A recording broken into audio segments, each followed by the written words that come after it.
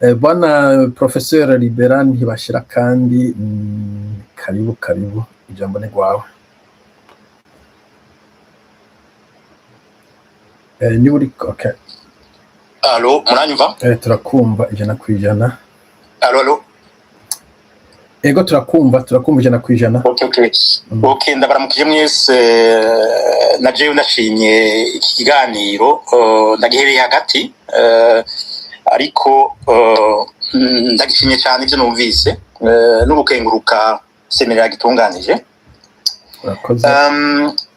Nakurikiye ngira reka mpere kuri no kwita preambule. Uburundi uno musi ntiburi muri situation no kwita kwari normal. Hanyuma rero abarundi d'ailleurs twese b'abanyapolitike cyangwa abanyapolitike umenga dufata Uburundi ko buri muri situation normale. Ntuze comportement zacu, les décisions dufata tuzifata nk'uko Burundi buri muri situation normale. Shaka kuvuga iki? Shaka kuvuga ingorane ziri mu Burundi no musi. Ndabivuga mu Gifaransa, c'est pour moi, c'est une crise grave, multidimensionnelle. Ngira mbere ni kai ni commande. Aho uno musi abarundi bari mu gihugu batagira ikintu na kimwe. Ibyo mwese murabikurikirana ivyo mubona. Hanyuma rero Landry yabikishijemwo mu bindi bihugu reka mfate mu Faransa ejo bundi igihe Ufaransa bwategwa abafaransa bose baba bari muri mouvance ba muri opposition bagiye hamwe kugira bakingira abafaransa n'Ubufaransa. Ariko twebwe abarundi muraraba muharure amaspace aba biratunanira cyane kumva ko Uburundi bwatewe. Uburundi uno musi ijya situation anormal navuze nuko bwatewe nande nta kwica kure umugambi uri ku butegetsi bwasambuye ibintu byose kuva bugishika muribuka indege irego umukuru w'igihugu niyo ya mbere bariye amasoko yose arasha uno musi nta uzi pyroman ubwicanyi burabandanse système éducatif burundais barayisambura ngo bazanye corps fondamental n'ibindi uno musi tous les secteurs de la vie nationale sont complètement délabrés. Niyo situation anormal navuze mugabo twebwe umenga ntitubona ico ni cyambere. Reka ngaruke ku ijambo politique. Ndashigikiye ingene barisiguye nagira nongereko une couche en citant un pédagogue belge witwa de Crowley yavuze ati ndabivuga mu Gifaransa, c'est vraiment que je reprends dans tous mes écrits sur le secteur de l'éducation niyo conclusion yiwanje. Je cite le plus bel idéal pour une génération. Je dis bien pour une génération. Mucho bushanga génération abanyapolitique b'abarundi. C'est de s'efforcer. Génération qui la suit puisse vivre et jouir de plus de beauté, de plus de bonheur. Cet idéal est celui de l'éducation. Ndabivuge mu Kirundi mu majambo yiwanje. Amatora atunganijwe adahindura ingene abarundi babayeho, adaha ikizere ugwaruka. Ayo matora ndacamaze. Raba amatora yabaye muri 2005. Ivyakurikiye murabibona. Ayabaye muri 2010 Burundi niko abarundi babaho nabi. Alors que umunyapolitike nyakuri mwabivuze ibihugu tubayemwe n'ivyo mubona bategura kazoza kabana. Ushika naho je prends la Norvège, Landry il est mieux placé pour le confirmer. Baziganirije abana bataravuka. Et c'est ça la vraie politique. twobishikako gute mu iwacu Burundi ni ikibazo gikomeye cyane d'ailleurs mfatiye kwijambo nyamukuri kuki abanyapolitike byabananiye kuja hamwe je kubganje ni washaka ico sigikuru kuja hamwe igikuru byavuzwe ndabigaruka ko neza ni leadership hanyuma leadership leadership ni comment dirais-je si umuntu baterura ngo bashire ngaho oya biza naturellement par des résultats ivyo yakoze notanga uburorero butatu mweze gisabo yaragwanije abantu vzeye abarabu il a résisté aux Allemands et uwo ni leader abarundi bose duhurizako gwa gasore sinabigaruka ko bamuvuze malgré que yari umwana w'umwami yashobora kwibiraho neza yarahisemwo kwigura abarundi nta wamutereye ngo bishire ngaho niwe yafashe ingingo y'ukuja imbere abarundi ararengera amoko muribuka neza abakenyezi b'abaswahili kazi ngene bamufashije n'ibindi uwa gatatu naho nubzeye iyo barakoze udukosa tunaturiya nibisanzwe en humain arakora amakosa ni president Bagaza n'abari ku butegetsi no munsi baravyemeza yuko infrastructure zose Burundi bugenderako ari politique ya Bagaza ira kasi ni strategie kandi ishobora kutubera akarorero ni washaka ibihugu bimwe byafatiye akarorero nshatse kubereka ikibuze mu Burundi uno munsi no muri der arengera ses intérêts propres akashira imbere ineza y'abarundi bose adatandukanije ubwoko banagira shimikire ko ndazi neza mu Burundi murazi neza babibuze 66% de la population bafise moins de 25 ans ariko uwumvirije inyigisho ngo bisubize inkona bigisha amacakubiri za ndirimbo mutera indabakeba byari mbonera kure n'ibindi bica ku rubuga ngurukana bumenyi ugaca wumva abandi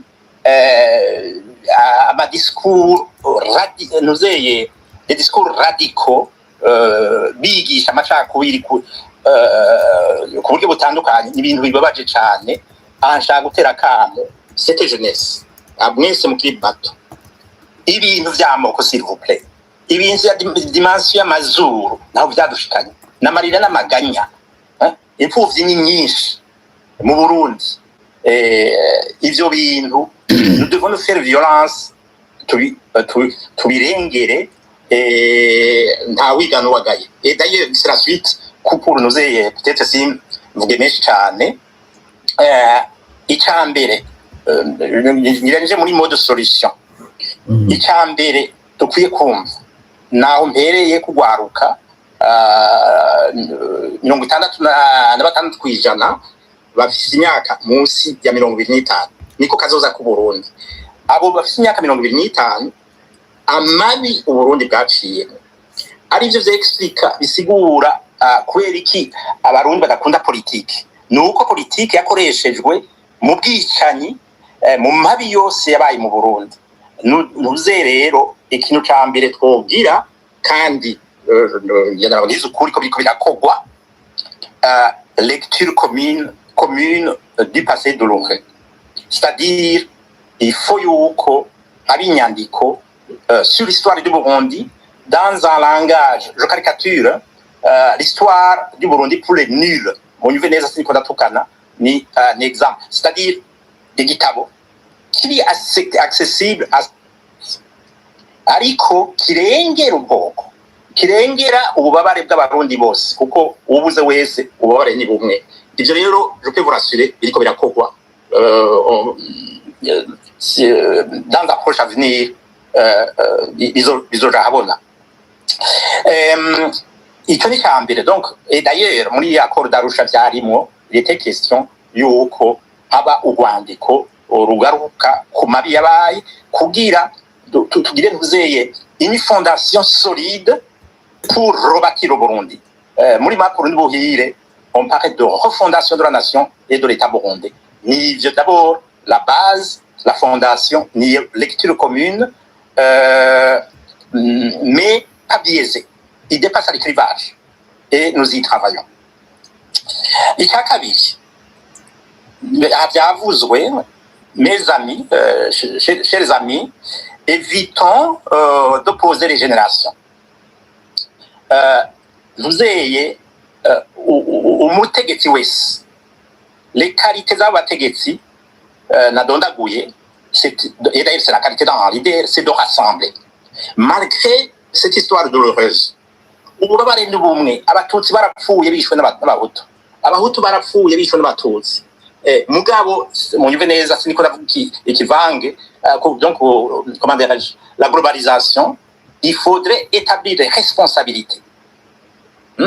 Kuri ayo mabi yose yabaye, pour nous avoir cette fondation solide.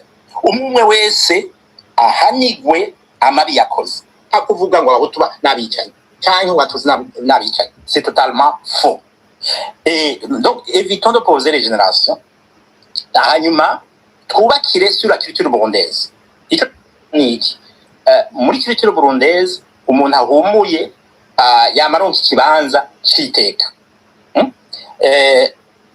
kandi arahanura. Donc pour rassembler abanyapolitiki ba kera barafise expérience à partager, boronka ikibanza kibabereye. Mugabo je soutiens 100% akaza amaraso mashasha. Vous amaraso mashasha suvuga imyaka, jewe nishira muri abo bashasha. Sinigeze ntwara, sinigeze, je ne traîne pas des casseroles par rapport à ce passé douloureux. Donc, et puis j'ai des compétences que je pourrais mettre au service de cette, disons, refondation de la nation. Bon, ako dukaragaciyemo, urubitsi nteba kwivuga. Hanyuma ikindi, ivyo dukora vyose, les valeurs burundaises, s'il vous plaît. Ubuntu, ubushingantahe muri twebwe. Yibaza ati mu gusohora ijambo, je dis bien mu gusohora ijambo, l'école m'a servi à quoi? Ahandi ko ndabwira inshabwenge ziri ngaha. L'école m'a aidé. J'ai été façonné par l'école. Nakuye mwiki. Je sais très bien, abize kera, baciye mu mashuri arongowe n'abapatiri, ivyo valeurs barazibigisha, ubuntu n'ubushingantahe no kuziko abavyeyi banyu barabigishije. Ivyo bintu tubigendere naho tuba turi mu mahanga.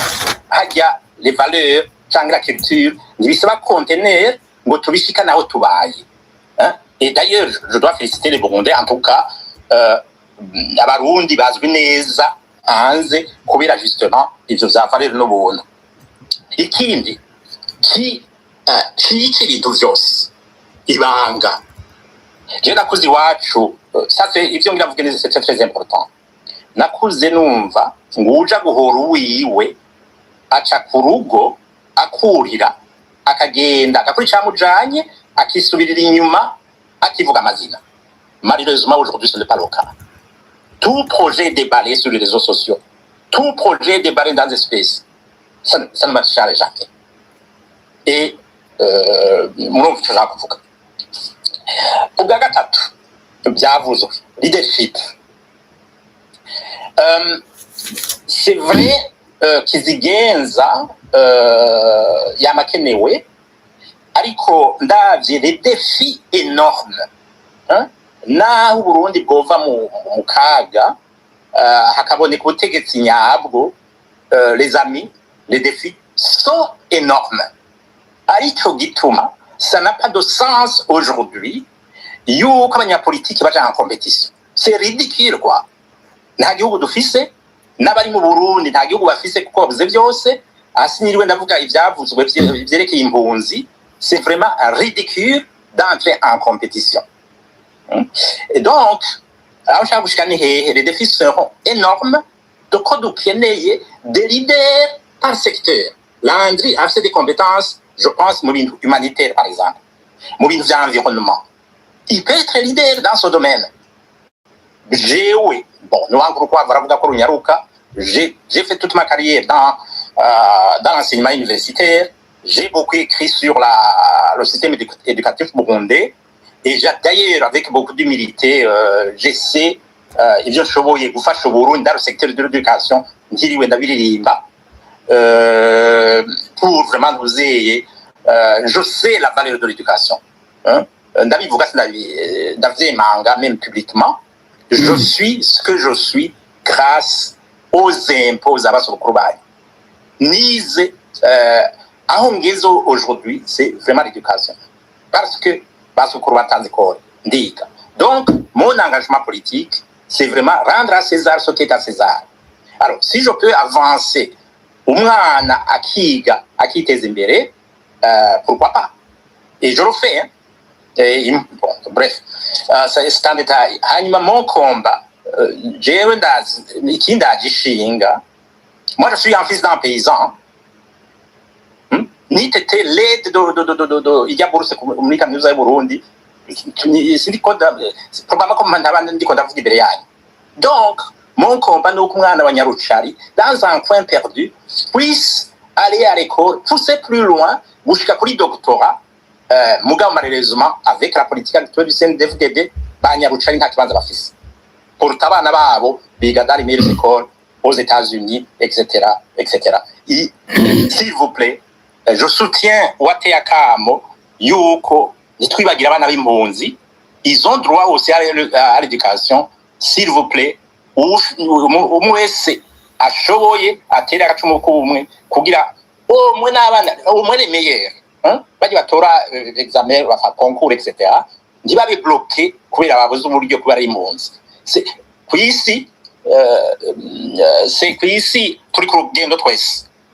Ce qui est très important, ce sont les traces qu'on va laisser sur cette planète Terre ko twahaciye. Izo traces nazo niyo geste donc utanze 10 € ou 10 $, umwana agashobora kwiga, c'est une trace que dont l'impact il est incalculable en fait.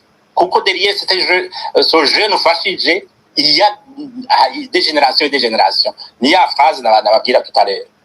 Alors, ico cha leadership, ok. Ica kane ni vision.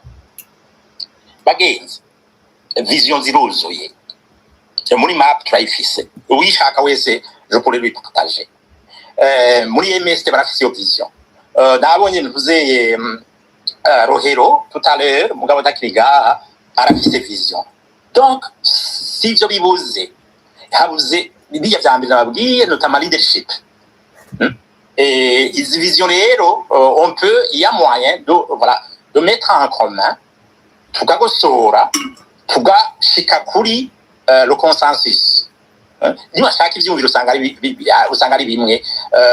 Vous avez le document du mouvement Orange, la vision map, il y a ça pratiquement, il y a de petites différences ici et là.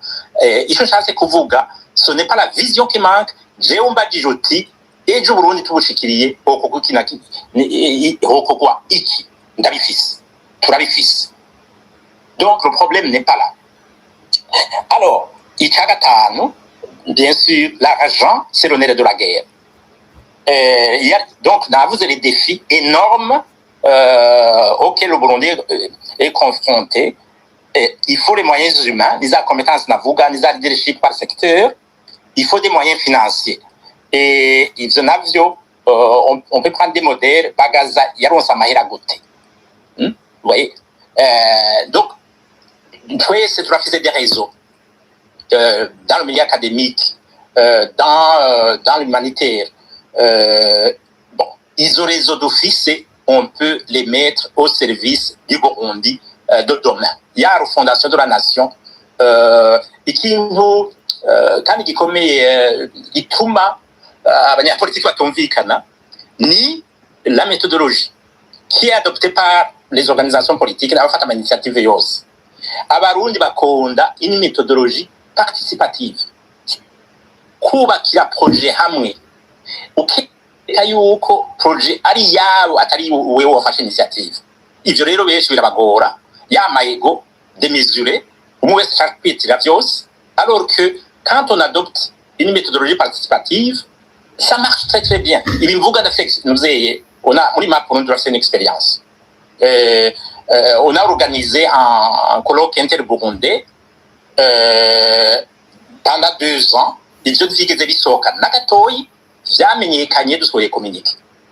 Et on avait mis en avant un colloque sur l'accord d'Arusha. Mugabo tutegura ibindi. On a communiqué autour de ce colloque sur l'accord d'Arusha qui a été organisé à l'ULB et en 2022, je pense, si je ne me trompe pas. Et ça a très bien marché. Toutes ces organisations politiques, abari Burundi n'abari hanze, twari kumwe, parce qu'on avait adopté une méthodologie participative. Donc, mu vyo mukora byose, abafata initiative, pensez à monter un projet commun, pas un projet d'organisation politique. L'humilité, abarundi barakunda l'humilité, et mu vyubakire hamwe, mushireho, dushireho, kanishiremo, les organes consensuels, ça marche. Ça marche. Donc, enfin, et je terminerai par là, mais il faut bâtir un projet commun. C'est les priorités à vous. Aujourd'hui, le projet commun, il y a Barundi. Le projet commun, nous sommes au Burundi. Vous le projet doit être porté par tous les patriotes burundais, sans distinction aucune. C'est vraiment ridicule aujourd'hui, en 2026, suite à Mazur, avant de bashira imbere nuze amoko cyangwa amaregion. Igitoro kibuze wiyumvira ko gicagura umuhutu cyangwa umututsi cyangwa umuganda cyangwa umutwa. Ifumbire ribuze. Le système éducatif burundais qui est pourri. Un peu tout le monde. S'il vous plaît, rengeri ivyo bintu vy'amoko. Quand je m'adresse à certains d'entre vous qui sont là, c'est vraiment pathétique. Umuntu yarize agatomba dans le piège de ceux qui ont échoué, qui n'ont rien à offrir au peuple burundais que les divisions. Ici, je parle du CNDD-FDD, qui a échoué lamentablement. Mugabo ikoresha ce bilan désastreux, n'inyigisho bigishije pour diviser le Burundi. Ivyo tuvyanze. J'adresse plus particulièrement ce message à la jeunesse burundaise kugira amahoro. Ego urakoze cyane bwana Professeur Libera ntibashira kandi nuko barivuga ndakoze kwishika amazina. Ego. Okay. Ibi vyo bitanze ni byiza cyane uretse ko la majorité kandi bifise la condition novuga préalable ariko tuba twashaye uburundi niyo conclusion meze nk'ushirako nibutse umugani numvise mu banyamerika bavuga ngo kumva murashise mu Kirundi yovuga ko mu gifaransa donc une société s'élève lorsque les anciens plantent des arbres ou les vieillards plantent des arbres dont ils savent qu'ils ne coûteront jamais l'ombre. Donc society becomes great lorsque like old men plant trees whose shade they know they shall never sit in. Donc kugira society neza abantu babasaza bariko baratera ibiti bazi yuko batazocugamamo arawuzukuru. None ivyo turiko turumva nuko abantu abasaza niko abageni babita bwasishakaje ko ya generation mbone bari muri politique abantu bakuze kuki batiyumvira bati bon si ngombe president si ngomba ngo ndonke igitubu ariko reka ntere igiti abuzukuru banje bazokugamamwo ibintu nk'ivyo ariko kandi bana liberanyene bari muri politique ntimushobora kurondera umuntu peut-être umuhuza mukaraba ko smoothing out ko muraba ivyo muhuriza ko ngo wumvise ba Francis Rohero muhuriza ko bari mu Burundi ko mu by'ukuri abantu bizemebwe muri hanze ko abantu bari mu Burundi bashingiwe mwe birenze hari brutality y'uko ingana nabo muri CNDD banashaka rero abashaka impinduka mugabo badashobora kuvuga urabize ko muri politique nta kuntu murondera umuntu mu bantu babahumure mwizera bo mu karere cyangwa mu gihugu muka umwe abo muhuriza ku bintu do baza ibintu kamwe mu buguti ibi it's non negotiable hari abantu usanga bafite principe avuga ati kini non negotiable ariko biza ko en état de droit ibintu byinshi biri negotiable ibisigaye utwo difference kumbure mu kihafe droit muti tuzodusubire tugaruke ko iya 5 canke navyo gumuko nta gipfa kenshi na kenshi se no guseda niko ndibaza iyi societe ishobora kwa avansa couple no kwa avansa nta bantu usanga bahujije na kwijana ntimushobora gushika kuri iyo etape hagira muri mwebwe ati I'm going to lead akarondera umufasha mbwa ko ibintu informellement kugeza au point où mvuga muti map Burundi na Frode Bunyakuri na UPD nzoza bukeye twapanze ko tugiye gukora ibintu turavyumvikana ko hari ikintu tutumvikanye ko tube turakinegosia peut-être canke tucihoze tugeze kuri iki kiraro tuzora turondera undi muntu asubira twicare hamwe turako tutora umuti ivyo nibishoboka nabicishijemo en fait gatoyi ntibikenewe ko turondera umuhuza turakuze turafise ubumenyi bukwiye nababwiye yuko tworganije un groupe interburundais harimwo abari mu gihugu hagati qui avait même fait le déplacement jusqu'à Bruxelles abandi se regrouper dans les différentes villes. On a sorti un communiqué qui sanctionnait ces assises.